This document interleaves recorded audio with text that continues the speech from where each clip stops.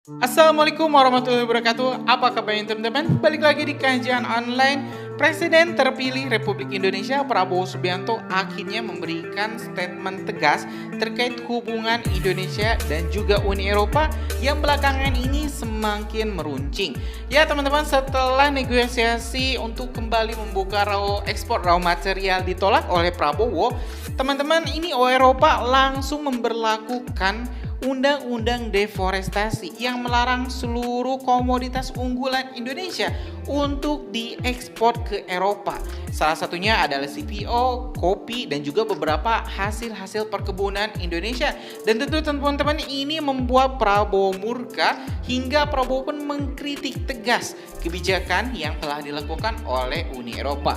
Dalam salah satu artikel teman-teman di Republika, di sini mengatakan di artikel yang berjudul Capres Prabowo kritik habis-habisan kebijakan Uni Eropa terkait deforestasi, menyebutkan bahwa Presiden terpilih Prabowo Subianto mengkritik kebijakan Uni Eropa atas larangan impor minyak sawit dari Indonesia. Prabowo pun mengungkit orang-orang Eropa pada masa kolonial juga bersalah atas deforestasi. Uni Eropa pada April mengesahkan undang-undang yang akan melarang impor komoditas yang terkait dengan perusakan hutan, termasuk minyak sawit. Padahal Indonesia merupakan produsen terbesar di dunia. Padahal menurut Prabowo, Indonesia selalu menjaga hubungan baik dengan Uni Eropa dan juga beberapa negara-negara Eropa. Walaupun ia mengakui memang terkadang Indonesia memiliki masalah dengan Uni Eropa. Kami telah membuka pasar untuk Anda, tetapi Anda tidak mengizinkan kami menjual minyak sawit dan sekarang kami menghadapi masalah dalam mencoba menjual kopi, teh, kakao, kata Menteri Pertahanan Menhan Prabowo. Uni Eropa ketika dikonfirmasi mereka tidak mau mengomentari pernyataan politik dari Prabowo. Peraturan ini menurut mereka berlaku untuk semua orang di dalam dan di luar Eropa. Peraturan ini berlaku untuk komoditas, bukan negara dan tidak bersifat menghukum atau proteksionisme, namun menciptakan persaingan yang setara, ujarnya. Hingga pelarangan ini diberlakukan, Uni Eropa ini diketahui adalah pembeli ketiga terbesar di dunia minyak sawit Indonesia. Ini memang minyak sawit ini sering disalahkan teman-teman, khususnya oleh para pemerhati lingkungan barat. Menurutnya perkebunan sawit ini menjadi penyebab kerusakan hutan khususnya di Kalimantan dan juga Sumatera. Hanya saja Prabowo mengatakan pada masa pemerintah kolonial Belanda, orang Eropa lah yang memaksa warga lokal untuk menanam teh, kopi, karet, dan coklat. Hal ini membuat alih fungsi hutan. Anda telah menghancurkan hutan kami sebelumnya, ujar Ketua Umum DPP Partai Gerindra tersebut. Ya teman-teman, ini sangat menarik ya kata-kata Pak Prabowo ini yang mengatakan bahwa hutan yang saat ini kami gunakan sebagai perkebunan, sebagai ya kebun teh, kebun kopi, kebun minyak sawit adalah kebun yang dulunya telah dirusak oleh bangsa Eropa khususnya Belanda yang sengaja menyuruh atau memerintah warga lokal pribumi menanam komoditas-komoditas yang bukan berasal dari Indonesia pada awalnya. Dan karena itu teman-teman, Pak Prabowo ini mengatakan bahwa Uni Eropa juga ikut andil dalam dosa perusakan hutan di Indonesia, jadi tidak bisa disalahkan. Kalau misalnya sampai saat ini, misalnya ada 50%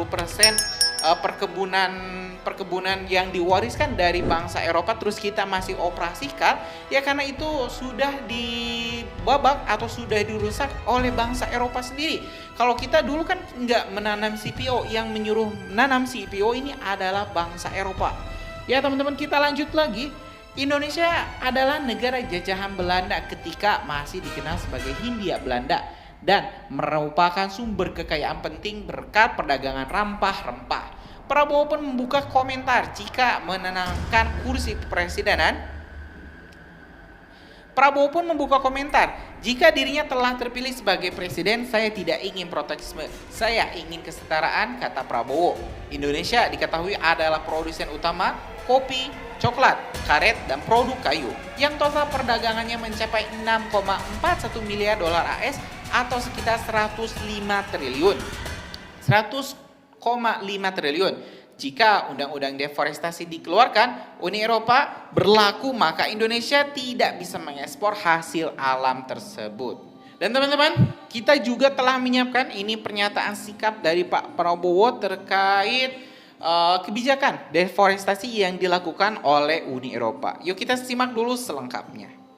Tantangannya adalah bagaimana kekayaan ini bisa kita kelola supaya merata, supaya tidak hanya dikuasai segelintir orang di atas, tapi bisa merata seluruh rakyat kita menikmati kekayaan seluruh bangsa Indonesia.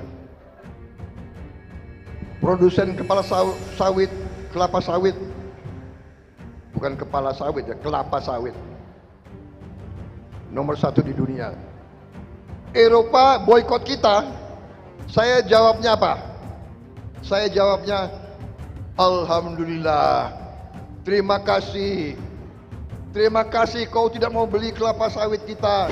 Kita akan gunakan kelapa sawit kita untuk rakyat Indonesia sendiri.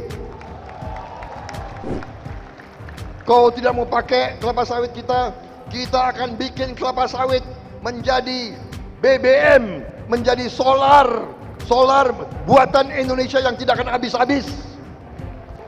Hai Eropa, kami baik sama kau, kami cinta kau, tapi kau tak cinta aku.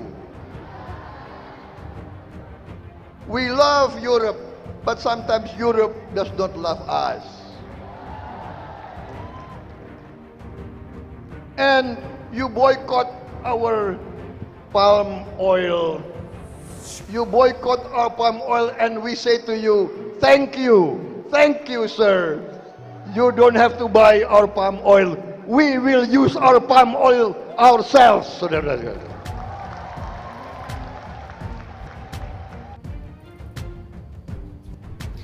Ya teman-teman, kita telah menyaksikan pernyataan sikap Pak Prabowo dan juga kita telah menyimak bersama-sama artikel yang menjelaskan terkait kritik Pak Prabowo atas undang-undang deforestasi yang telah diterapkan oleh Uni Eropa.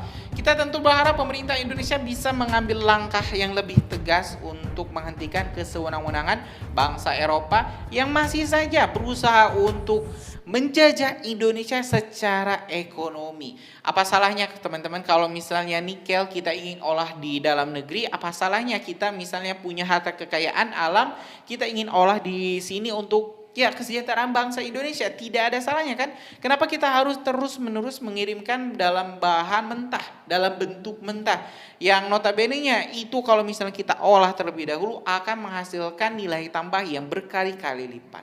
Ya itu aja teman-teman informasi kita hari ini. Terima kasih telah menyaksikan video informasi dari Kajian Online. Kita bakal upload video-video menarik lainnya di Kajian Online. Karena itu subscribe dan nyalakan lonceng notifikasinya biar teman-teman gak ketinggal informasi menarik lainnya dari Kajian Online. Assalamualaikum warahmatullahi wabarakatuh.